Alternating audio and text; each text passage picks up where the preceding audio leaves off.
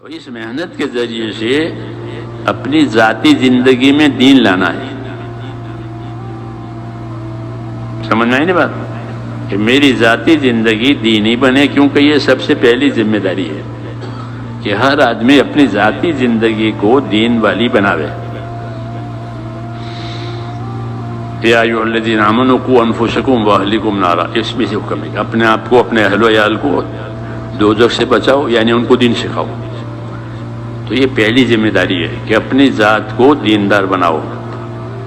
تو دیندار دین سیکھ کر ہی بنا سکتے ہیں، دوسرا کیا طریقہ ہے؟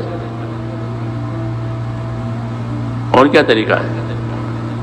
اس لیے کہ وقت فارغ کر کے جب اس کام میں جاؤ گے تو یہ دھیان پیدا ہوگا کہ دین سیکھنے کی چیز ہے، نہیں تو یہ دھیان بھی نہیں پیدا ہوگا. ایسی ہوا ہے دنیا کی.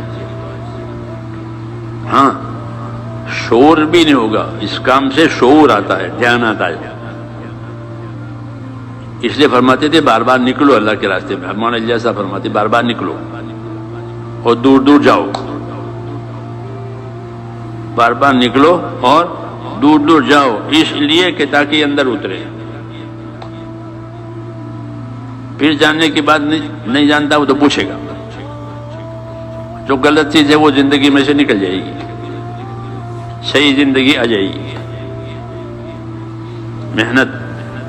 محنت میں سب سے پہلے توبہ ملتی ہے، وہی صحیح محنت کہلاتی ہے. جس محنت سے اپنے آپ کو توبہ ملی وہ محنت صحیح. تو اس محنت سے ہم کو کیا ملنا چاہیے؟ توبہ مل جائے.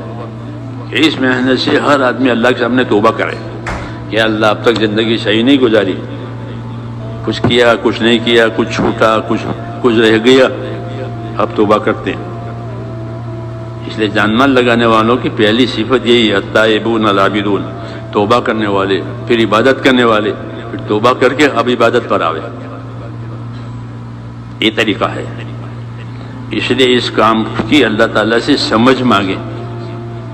سمجھ میں ہی نہیں کہ پہلا عمل توبہ کا ہے کہ بھئی آج تک تو زندگی غلط گزاری، اب نہیں گزاریں گے. کہ ہاں کہ ایک کام ہو گیا، یعنی توبہ پر آ گیا. کیونکہ ہر آدمی گنہگار ہے. حدیثوں میں ہے کہ تم میں سے ہر آدمی خطا کار ہے. تو ہم سب خطا کار ہیں، اپنی اپنی جگہ ہر ایک کی خطا ہے. ہاں، تو کیا کرنا ہے کہ اسے توبہ کرنی ہے روز. ہاں، اور اگلی زندگی کہ اگلی زندگی صحیح بنانی. التائبون العابدون. دوسرا نمبر کہ پھر عبادت کرنے والے بنے، بندہ بن کر زندگی گزارے. عبادت کا مطلب ہے کہ بندہ بن کر زندگی گزارے، آزاد بن کر زندگی نہ گزارے. التائبون العابدون، اور اسی کو چلانا دنیا میں. یہ ہمارا کام ہے. سمجھ میں آئی نہیں بات کہ زندگی توبہ والی بنانی. توبہ کے معنی ہے اللہ کی طرف لوٹ کر کے آنا.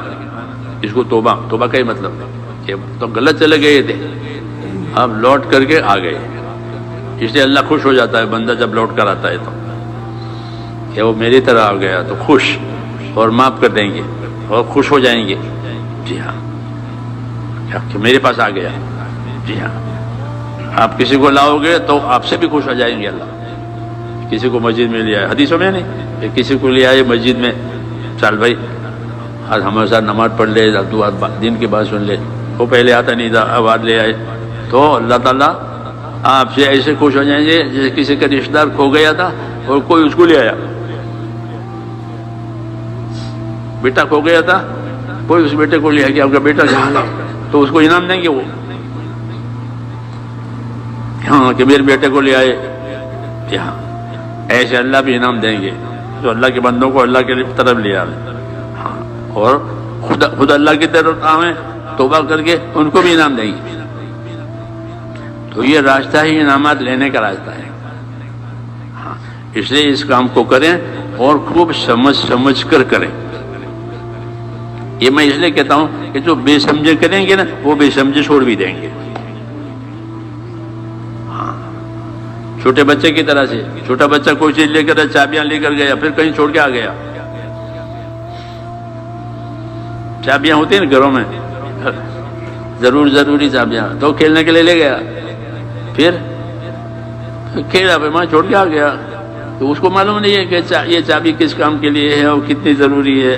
بے سمجھے لے گیا، بے سمجھے چھوڑ کے آ گیا. ایسے جو تبلیغ میں بے سمجھے جائیں گے وہ بے سمجھے چھوڑ بھی دیں گے. ہاں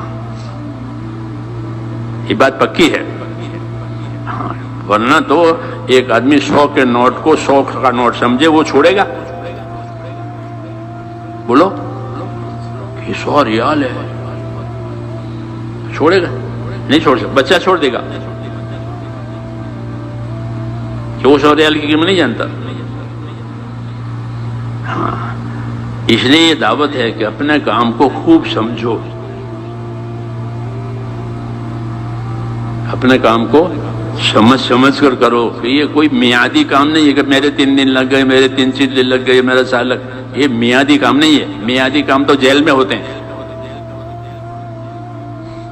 جیل میعادی ہوتی ہے کہ بھائی اس کے 6 مہینے کی جیل، چھوڑ دو اس کو. دین میعادی نہیں ہے. یہ دین کب تک ہے؟ کہ موت تک.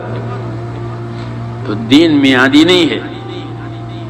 ایسے دین کا کوئی کام وہ بھی میعادی نہیں ہے. جو کام کرو موت تک کرو. کیوں؟ اپنے لیے کرنا ہے. جیسے مکان بنانے تو موت تک رہنے کے لیے بنا دینے. مکان بنانے کب تک رہو گے؟ کہ موت تک رہیں گے.